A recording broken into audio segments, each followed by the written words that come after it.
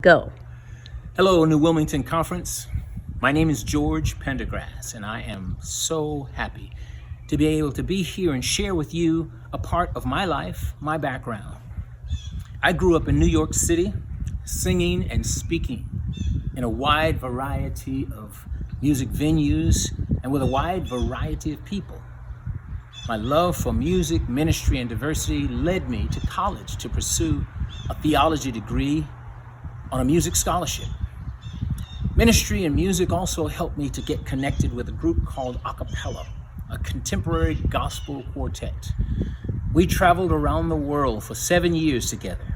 And in that time, I had all sorts of opportunities to sing and to speak with a wide range of Christians and mainstream artists. My love for diversity and music and ministry continued to grow. And I think God used it to help me to meet and connect with plenty of other people who were concerned about working with people very different than themselves. That led us to Dan McNerney, an individual who had given his life to working with Middle Eastern Muslim populations. After coming to Tennessee, Dan invited my wife Pamela and I to go with him to Egypt to be a part of a mission vision trip. And it was in Egypt that God stopped us in our tracks and gave us a burning bush moment to see how he was changing the hearts and lives of millions of Middle Eastern Muslims who were coming to faith, even at the risk of their own lives. We came home wondering, what in the world was God trying to tell us? But the one thing that kept running through our minds as we thought about our trips to Africa, Thailand, South America, was the fact that there were so very few missionaries of color in any of these places, and even fewer in places like the frontier. Through the help of people like Dan McNerney, we were able to see that organizations like Frontier Fellowship were also interested in connecting with large groups and sharing the good news in the frontier, but also sharing with people of color the need for getting them involved.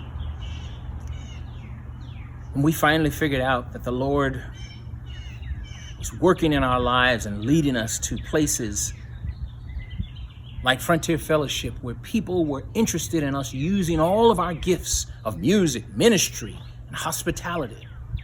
Then it became a little difficult to think about the fact that maybe God could possibly be calling us to an entire career change at this stage in our lives and during this type of global unrest. However, the more and more we looked at our decision and our lives and our situation, the more and more God continued to confirm the fact that this was our special moment. This was our time, and it was specifically designed just for us. Many of our friends that knew us and knew our backgrounds tried to tell us, look at your life and realize that God couldn't possibly be calling you at this time and in this kind of circumstance. But we did just the opposite. When we closed our eyes and tried to look and listen by faith, that was exactly what God was trying to show us. How do I know that? Because we had both been asking God to lead us to something that would allow us to use all of our gifts and spend the bulk of our time together and focus our careers around our faith, rather than trying to find a way to fit our faith into a career that had nothing to do with the things that we valued the most.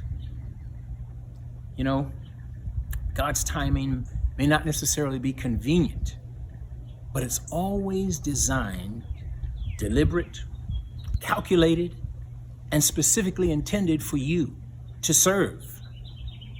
So, no matter who you are, And no matter what kind of gifts you have, God intends for you to use those in your life to his glory. 1 Peter 4:10 says, each one should use whatever gift he has received to serve others, faithfully administering God's grace in various forms. So my friends, I hope you will allow us to serve you.